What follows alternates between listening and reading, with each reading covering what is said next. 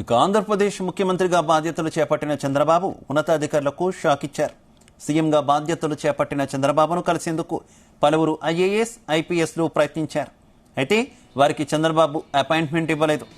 CM చంద్రబాబును కలిసేందుకు వచ్చిన వారిలో శ్రీలక్ష్మి, అజయ్ జైన్, పిఎస్ఆర్ ఆంజనేయులు ఉన్నారు. అపాయింట్మెంట్ దక్కకపోవడంతో ఉన్నతాధికారులు నిరాశతో వెనుదిరిగారు.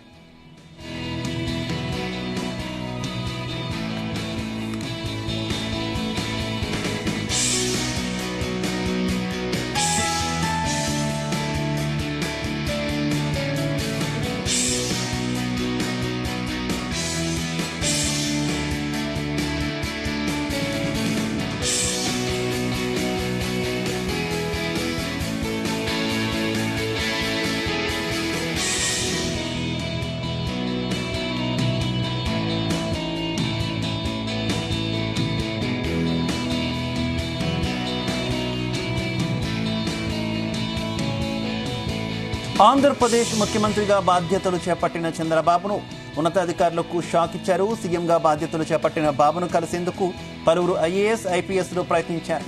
అయితే వారికి చంద్రబాబు అపాయింట్మెంట్ ఇవ్వలేదు. సీఎం చంద్రబాబును కలిసేందుకు వచ్చిన వారిలో శ్రీలక్ష్మి, అజయ్ జైన్, పిఎస్ఆర్ ఆంజనేయులు ఉన్నారు. అపాయింట్మెంట్ దక్కకపోవడంతో ఉన్నతాధికారులు నిరాశతో వెనుదిరిగారు. ఇక ఇదే విషయానికి సంబంధించి మరింత సమాచారం మా కరెస్పాండెంట్ నాగేశ్వరరావు అందిస్తారు. నాగేశ్వరరావు, పలువురు ఉన్నతాధికారులు బాబును కలిసేందుకు ప్రయత్నించిన అపాయింట్మెంట్ దొరకలేదని తెలుస్తుంది. డీటెయిల్స్ ఏంటి? ఆంధ్రప్రదేశ్ రాష్ట్రంలో అత్యధిక మెజార్టీతో ఊహించిన విధంగా సంచలన కదిలిచ్చే విధంగా ముఖ్యమంత్రి పదవి చేపట్టిన చంద్రబాబు నాయుడు మొదటి నుంచి కూడా ఏదైతే అపోజిషన్ లో ఉన్నప్పుడు కూడా, ప్రతిపక్ష నేతగా ఉన్నప్పుడు కూడా 1కి 10 సార్లు చెప్తానే ఉన్నాడు. మీరు పద్ధతి మార్చుకోండి, మీరు కరెక్ట్ గా ఉండండి, మా ప్రభుత్వం వస్తుంది, మా ప్రభుత్వం వచ్చినప్పుడు లెక్కలు తేల్చాల్సి వచ్చింది, పటిష్టంగా పనిచేయండి అని చెప్పి ప్రతి ఒక్కరు కూడా సూచించాడు. ఈ నేపథ్యంలో పరిమితులకు మించి వైసీపీ భక్తులుగా పనిచేసిన ఐఏఎస్, ఐపీఎస్ మొత్తాన్ని కూడా లోకేష్ కొంత సమయంలో కూడా మేము రెడ్ బుక్ ఒకటి తయారు చేస్తాం, రెడ్ బుక్ లో కూడా ప్రతి ఒక్కరి నేమ్స్ కూడా తయారు చేస్తున్నాం, దాంట్లో ప్రతి ఒక్కరు కూడా రికార్డ్ అవుతుందని చెప్తా వస్తున్నారు. ఈ నేపథ్యంలోనే చంద్రబాబు నాయుడు భారీ మెజార్టీతో ఎన్డీఏ కూటమిలో అధికారంలోకి అడుగుపెట్టాడు. అయితే నేటి సాయంత్రం సచివాలయంలో చంద్రబాబు నాయుడు పదవి బాధ్యతలు స్వీకరించిన నేపథ్యంలో కూడా 5 అత్యున్నతమైన ఫైల్స్ మీద సంతకాలు పెట్టాడు. ఈ సంతకాలు పెట్టే సమయంలో కూడా ఆంధ్రప్రదేశ్ కు సంబంధించిన కీలక ఐఏఎస్, ఐపీఎస్ అధికారులు అందరూ కూడా సచివాలయానికి వచ్చారు. సచివాలయానికి వచ్చిన నేపథ్యంలో ప్రతి ఒక్కళ్ళు కూడా చంద్రబాబు నాయుడు అపాయింట్మెంట్ కోసం 5 నిమిషాలు మాట్లాడాలని అడిగిన నేపథ్యంలో ఎవరిని కూడా చంద్రబాబు నాయుడు, ఎవరైతే ముఖ్యంగా వైసీపీ పార్టీ అధికారంలో ఉన్నప్పుడు చంద్రబాబు నాయుడిని కీలకంగా ఇబ్బంది పెట్టారో, పవన్ కళ్యాణ్ ని కీలకంగా ఇబ్బంది పెట్టారో, అలాగే జనసేన అధినేత పవన్ కళ్యాణ్ తో పాటు నారా లోకేష్ యువగలం పాదయాత్ర అప్పుడు సమస్యాత్మకంగా ప్రతి నియోజకవర్గంలో కూడా ఏదో రకంగా ఇబ్బంది పెడతానే వచ్చారు. అలాగే కీలకంగా చూసుకుంటే అమరావతి రైతులు అమరావతి నుంచి తిరుపతి వెళ్ళినప్పుడు కానీ, అలాగే అమరావతి నుంచి అరసవెల్లి సూర్యభగవాన్ దగ్గరికి వెళ్ళినప్పుడు కూడా కీలకంగా పలు సందర్భాల్లో ఇబ్బంది పెట్టిన ఘటన చోటు చేసుకుని ఈ నేపథ్యంలోనే ఐఏఎస్, ఐపీఎస్ కూడా ప్రతిసారి కూడా సమావేశం జరిగినప్పుడు కూడా ప్రతి ఒక్కరి పేరు కీలకంగా చెబుతా వచ్చారు, ప్రతి ఒక్కరి పేరు కూడా ప్రస్తావిస్తూ వచ్చారు. కానీ ఎవరు ఎలాంటి పద్ధతి మార్చుకోవట్లేదని, ఖచ్చితంగా రాబోయే రోజుల్లో తమ పార్టీ అధికారంలోకి వచ్చిందని, అధికారంలోకి వచ్చినప్పుడు తామేంటో చూపిస్తామని కూడా పలు సందర్భాల్లో చెప్పినా గానీ ఎవరు అధికారులు మారట్లేదని నెత్తినోరు బాదుకున్నారు ఆ రోజు చంద్రబాబు నాయుడు. అయితే నేటి సాయంత్రం 4:47 చంద్రబాబు నాయుడు ఎన్డీఏ కూటమి ముఖ్యమంత్రి అభ్యర్థిగా పదవి ప్రమాణం చేశాడు.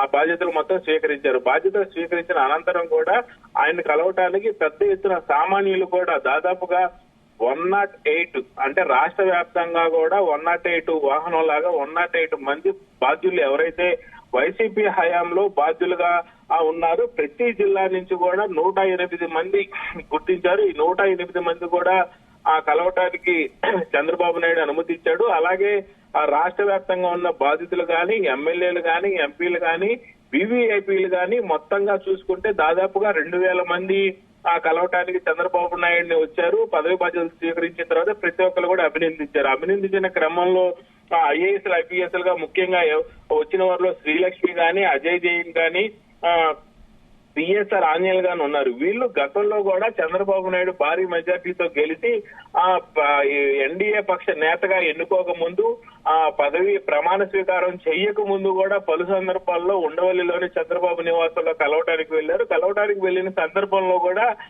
చంద్రబాబు ఉన్న టైంలో చంద్రబాబు వారిని కలవటానికి తిరస్కరించారు. చంద్రబాబు లేని టైంలో యువనేత ఎవరైతే ముఖ్యమంత్రి అభ్యర్థి తనయుడు ఉన్నాడో నారా లోకేష్, మంత్రి నారా లోకేష్ ను కలవటానికి కూడా వచ్చారు. కలసటానికి వచ్చినప్పుడు చంద్రబాబు తిరస్కరించారు, అలాగే నారా లోకేష్ కూడా తిరస్కరించారు. ఏదైనా సందర్భంలో నారా లోకేష్ ని కలవటానికి కూడా వచ్చిన సందర్భంలో నారా లోకేష్ కూడా తిరస్కరించడంతో అప్పుడు వెనుదిరిగారు. కానీ నేడు అధికారికంగా సచివాలయంలో ముఖ్యమంత్రిగా పదవి బాధ్యతలు సంతకం పెట్టి పదవి బాధ్యతలు స్వీకరించిన వెంటనే అధికారికంగా వెళ్లి కలిశారు. అధికారికంగా వెళ్లి కలిసినా సరే చంద్రబాబు నాయుడు వారికి ఒక్క నిమిషం కూడా టైం కేటాయించకపోవటం మాత్రం రాష్ట్ర వ్యాప్తంగా చర్చకు దారితీసింది. దీంట్లో ప్రధానంగా మనం చూసుకోవాల్సింది ఏంటంటే శివ, తాను అధికారంలో లేనప్పుడు అధికారం చేతిలో ఉన్న ప్రభుత్వ అధికారులు ఎవరైతే అధికారం దుర్వినియోగం చేసి బాధ్యతలు మరిచి ఎవరైతే వైసీపీ ముఖ్యమంత్రి అభ్యర్థి అప్పుడు ముఖ్యమంత్రిగా ఉన్న జగన్మోహన్ రెడ్డికి సపోర్ట్ గా పనిచేశారో వాళ్ళందరికీ కూడా టీడీపీ ప్రభుత్వ హయాంలో